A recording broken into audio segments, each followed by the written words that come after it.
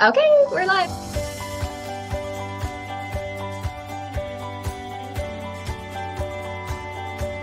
Hi, everyone. We are Sunflowers and Red Feathers. I'm Kristina. And I'm Steffanie. We are two moms living in the before and after of child loss. Join us in this journey as we share our stories of not only loss, but how life after loss can still be full of beauty, love, hope, and joy. Be sure to follow us on Facebook and Instagram and subscribe to our channel to stay up to date on when we post a new video. Bye. Bye.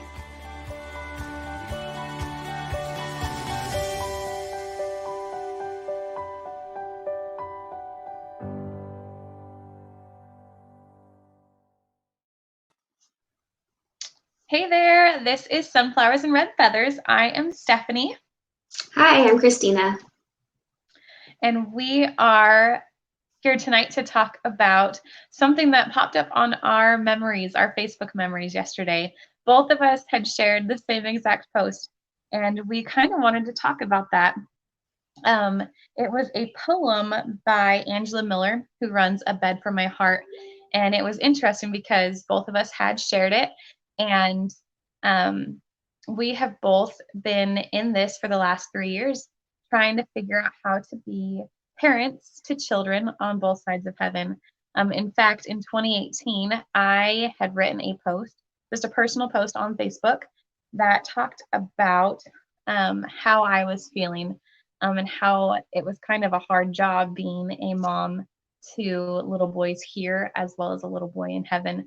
And I'm just going to read that really quick because I thought it was really interesting. So I wrote this in April of 2018, and it was a Sunday. And for just backstory, we lost Joshua on a Sunday. So Sundays tend to be a little hard. And so this day I wrote, "It's Sunday. Sundays are crazy days for me. I woke up from a dream about my little boy. When I was at church, I called number 2, my son Ian. I called number 2, Joshua, a few times.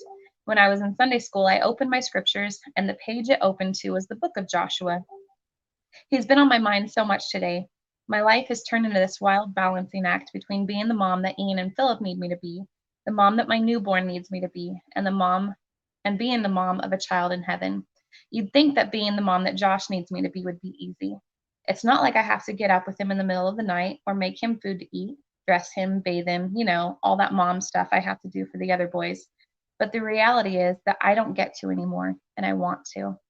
While I'm doing all of these things for his brothers, I'm thinking about him. When I'm playing with my boys, I have memories of him. When I have quiet moments alone at night, I'm missing him. Being his mom is the hardest job I have. Hashtag missing my boys and hashtag Sundays are hard." So that's kind of what our life has turned into. I know you were going to explain that a little bit more. Yeah, so if you guys don't know, Steffi and I both are moms of school-aged and younger children. And let's see, our youngest, it'd be, how old is he now? 8 months? Sam is 7 months. 7 months? Okay. He just turned. Yeah. That's awesome. So we're often torn between parenting our kids that are here and loving on them, but wishing that we could also parent the children that are no longer here, Mason and Joshua. So when you have children in heaven, your heart just aches in their absence. We will forever feel like a piece of us is missing. Every day is a constant battle of wills as we long for the ones that aren't with us, but we still wholeheartedly love our children here equally. We see our missed children in their siblings' faces. I do a lot with my boys, especially. Familiar laughter echoing off the walls that were once theirs, and we are constantly bombarded with memories of the same joyful play that our children did, and now our children here on earth are doing. We love our children here on this side of heaven, but we really, really wish we could be in both places sometimes. So I wrote that earlier today, just trying to get all my thoughts out, because it's hard to explain what it's like to have, well, both of my boys were born after my son died, and even just down to the day that I guess I can call him 2, Noah was born, my first thought when I looked at his face for the very first time was, oh my gosh, he's Mason's twin. And just all the little things, quirky things that babies do and toddlers do as they grow up, I see my son in my children all the time. From them just running around doing silly things to the way they eat, the faces they make, the sounds they make. so many things remind me of Mason, and it's really hard missing out on all of the things that he would be doing now. And they are, like, Noah is now older than Mason ever was, and so I don't, I'm going to run out of those things that remind me of him because he's forever 19 months old, and I don't, Noah's almost 3 now, so I'm running out of things that Noah does that remind me of Mason, but Everett's still there. No joke. Today I was doing the laundry and I was putting Caleb, who is my almost 3-year-old, I was putting his clothes in the washer, and I was thinking, Noah and Caleb are almost 3. Like, I know. that's crazy. We were pregnant with these beautiful babies when we lost our boys, and they're turning 3. That is nuts. Time flies, huh?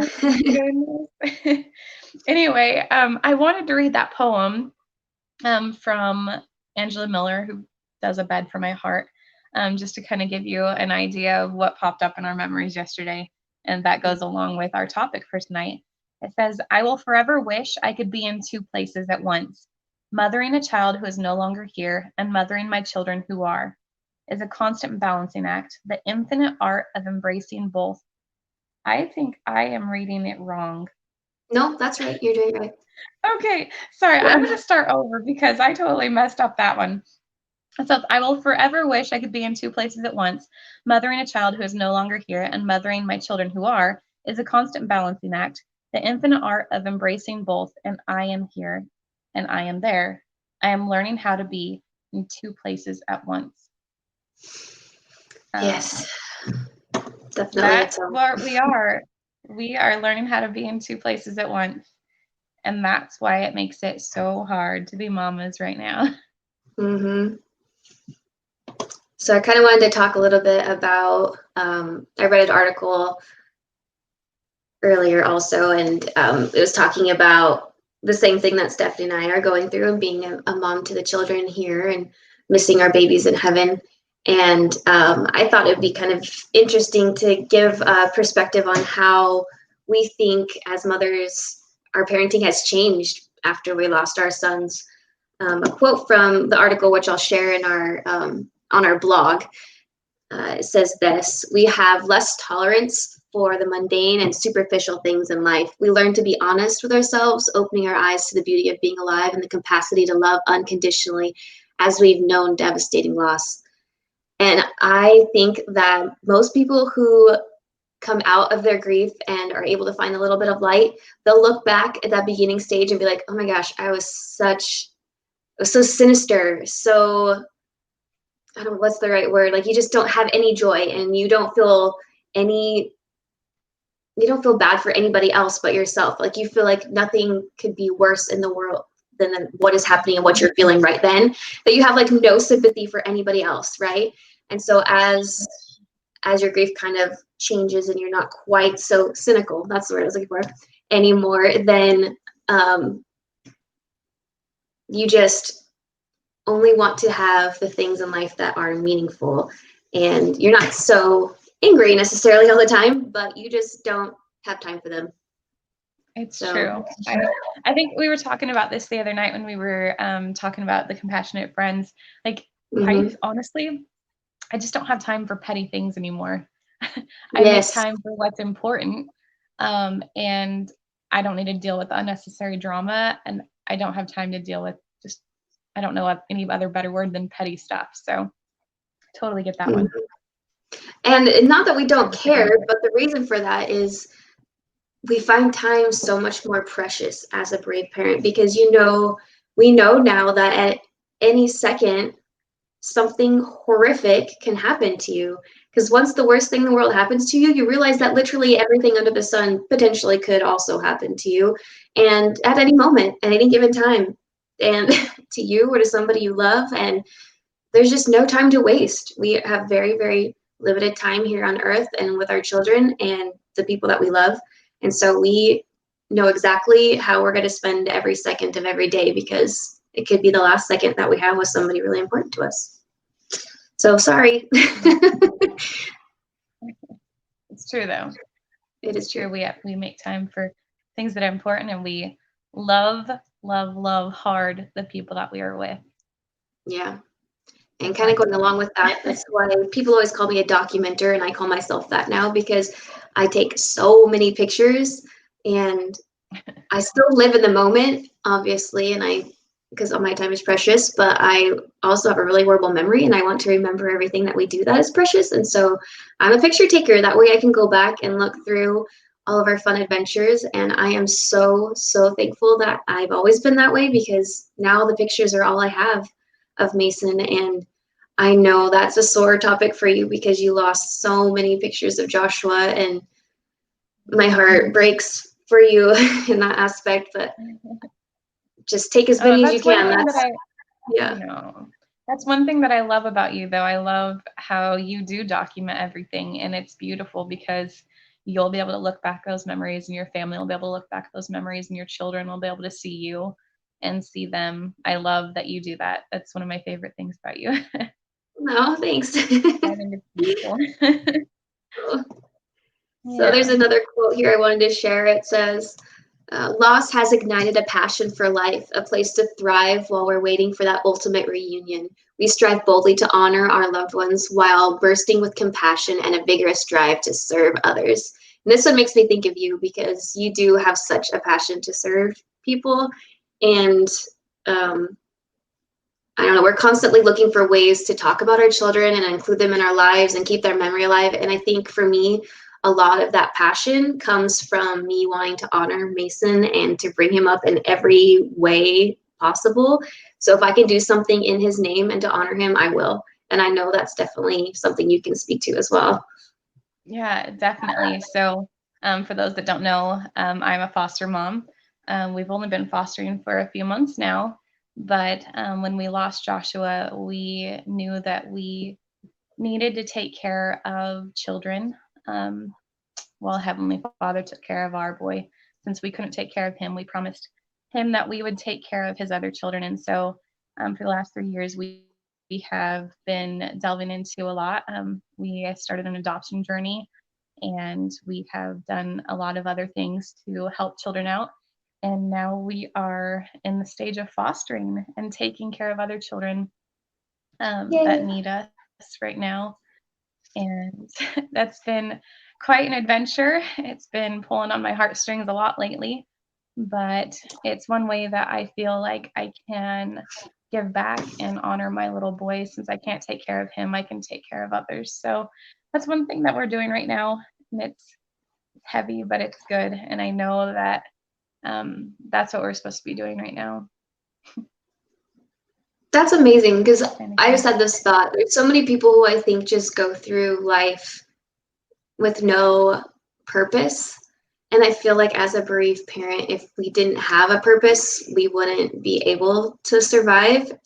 And I think a lot of bereaved parents just go above and beyond because like we have nothing else. I don't want to say nothing else to live for, but like we have something to live for. Like that is the only thing that we can do to honor our child is keep their memory alive. And so we get this kick in the pants to do something great. And I think there's so many awesome things that brave parents and mothers and siblings have done in honor of the people, the children who have gone too soon. It's awesome to hear. Not that everybody else that does great things isn't as cool, but they're just No, great it's parents. true Yeah. though.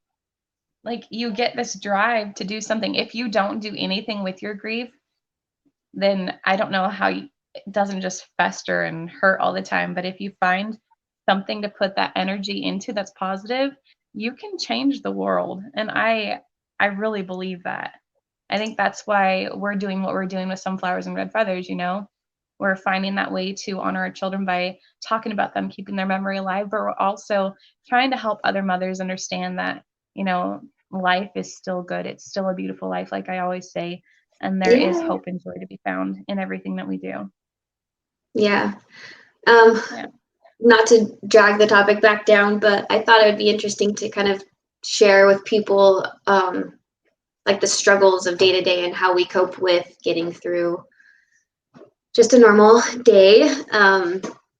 So let's see, I'm going to read this quote real fast because it kind of ties into that. We are talented and inherently blessed as we balance life in two worlds, embracing the pain of our past while carrying our children with us. into this uncertain future. Bereaved mothers think of their children first thing in the morning and before their eyes close at night. So true. Yep. True. So the struggles of a bereaved parent. Definitely the first one is finding the time to grieve for me. Yeah, who has time for that? Especially when I have an almost 3-year-old and a 1.5-year-old, and well, I'm not even going to complain because you have so many kids. I've got 6 under the age of 7 right now, and I'm homeschooling. It is nuts. Yeah, we all have but our, I feel it.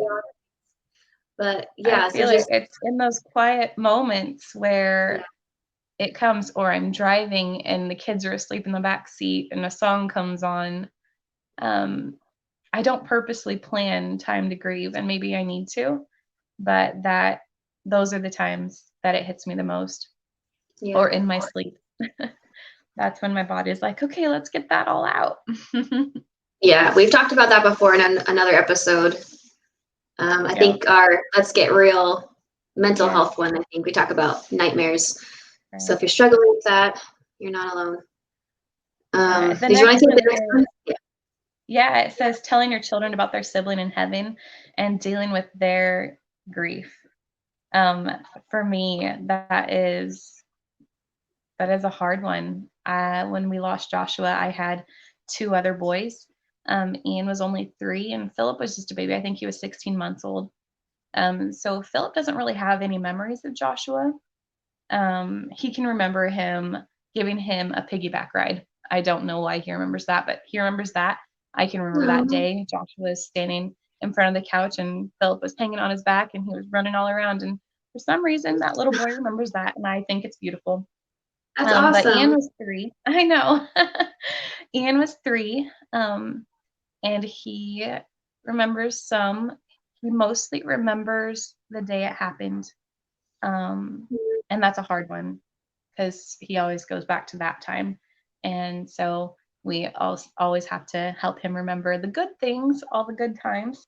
But now we have 2 other boys that came after Joshua. So we have like our, BC and AD life before and after, Right, exactly. And it's so crazy. But with Caleb, so little backstory, I don't know if I've already talked about it or not, but we lost our cat last week. I accidentally ran over our cat, and it was a little traumatic for our boys. But my almost 3-year-old Caleb, he's 2 right now, he's never really had that concept of death before. And so he is now always bringing up Joshua. This last week has been all about Joshua. Joshua's dead. Joshua's dead. I had my brother over tonight for dinner, and my brother picked up Caleb and had him on his lap, and he was like, guess what, Caleb? And Caleb goes, Josh died. And my brother was like, whoa, where'd that come from? That was random. And so I had to explain that's his way of figuring out death. Like, he's never had that before. And so he's just putting that together, and he's telling you now that he understands death. And my brother was like, okay, is he doing that with everyone? And I was like, yeah, he is doing that with everyone right now, but that's okay. He's figuring it out. And so having to talk with our children about grief and letting that put that together has been, I don't know, it's been hard, but it's been healing at the same time. And to watch them learn and feel and be able to understand better has been a big deal, I think. Wow. Well, I definitely have not gotten anywhere near that with Noah. The most that we've ever done is like, oh yeah, this is a picture of your brother Mason, and he says, Brother Mason, and that's about it. So he doesn't have it's good any. Though. Yeah, but man, I'm definitely gonna have to our little ask you 3-year-old. We have a 3-year-old foster child right now, and she will look at the picture of Joshua on the wall, and she'll be like, "Look, there's Josh." And I think it's the cutest thing. She has no idea who he is, but she recognizes that he's part of our family still. And I think that's really sweet at the same time. Yes. She's integrating into our family, and she's realizing that he's the big brother still, and I love that. Yeah, that's awesome. Kind of on a related note, I thought we kind of could bring up the fact that we both have had pregnancies after the loss of our child, because there's probably people that are listening that are dealing with just infant loss, yeah, and like miscarriage and that kind of thing, not necessarily a child who was over a few years old. And so both Steffanie and I have had two children since our kids died. Joshua was 5, and like you've heard her say, she had a 3-year-old and a 16-month-old or something at the time. I didn't have any. Mason was my oldest, and then our 2 born after that. I was 10 weeks pregnant with Noah when I lost Mason, and then Steffanie, after Joshua died, very soon after, got pregnant. It was 2 with weeks after Caleb. he died. Yeah, so we understand how it feels to be pregnant and grieving. And since I was already pregnant, I can literally remember begging and crying out to God to just take the baby that was inside of me and just give me Mason back. As much as I hate saying that, because it's rough, but like I would never give up Noah now. But at the time, I was like, I couldn't understand, why he would bless me with a baby and take one at the same time. Like, how cruel is that, So we've been there. Well, Understand. I felt that too. Why are you giving me a brand new baby when I just want my baby back, Yeah, I already had totally one. get that. It didn't seem fair at all, but Not at all. I wouldn't trade it for the world. I've probably said this before, but Caleb's the one that came to heal my heart. Like, there's no way that my heart will ever be put back together, but that little boy, man, he gives the best hugs. And sorry, I'm gonna cry, but he's been the one that, like, I really feel God sent him to our family for a reason at that time, so that way we could heal and grow it and get better as a family. He is definitely that Band-Aid that we needed. That's so sweet. Oh, you're not the only one, girl. So milestones and like family events, birthdays, those are all, especially when you have a baby, like what do? You take their 1 month, 2 month, 3 month, 4 month, all those pictures, like the first year, right? And then you're planning their birthdays and everything has to be perfect. And when you have a child that's gone, those things that you used to look forward to and plan out becomes such an anxiety and so sad. And having to do that on top of actually planning the birthday parties for your children that are still here, it's just like a punch to the gut every time. Like, we're getting ready to plan Noah's 3rd birthday, and all I can think about is the 5th birthday that Mason just missed. Yeah. That's a hard one. My Philip is the same age as what Mason would be right now. And I was thinking about that the other day. Like, I was looking at him. He's already older than Joshua was, because Joshua was 5. So I've now had 2 kids that have passed him up. And then, I look at my Philip and I think of, Mason. That's how tall Mason would be, or, all the things that he's learning that Mason would be learning right now. And all those little things. Well, I'll be soon right there with you, because Everett will be older than Mason was in March. Yeah. Crazy. That's hard. All right, well, so now you guys know. You're not alone in this. Real life, guys. It's crazy and it's hard, but we're doing it. We're still being a mom. We're still, doing everything that we can for our little boys here. But we're still loving our boys in heaven so very hard. And we're trying to be good moms for them.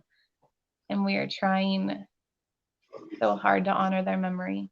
And it really is a hard job. But we've got this. And we can keep going, because that's what we need to do. That's the most important thing right now. And if you guys need any tips on ways to honor your children, we actually have an episode about that as well. So I think it's called Ways to Honor Your Child. So feel free to listen to that and get some tips. But Stephanie and I have definitely learned along the way lots of things that we can do, like wearing yellow and red to remember our boys. So Mhm. Yeah. hopefully you find this helpful in knowing that we can relate if you have children here and obviously your child in heaven. So Yeah. any last words? All right. Well, no, thanks for joining us tonight, and we will be talking to you again soon. Okay. All right. Bye. Bye.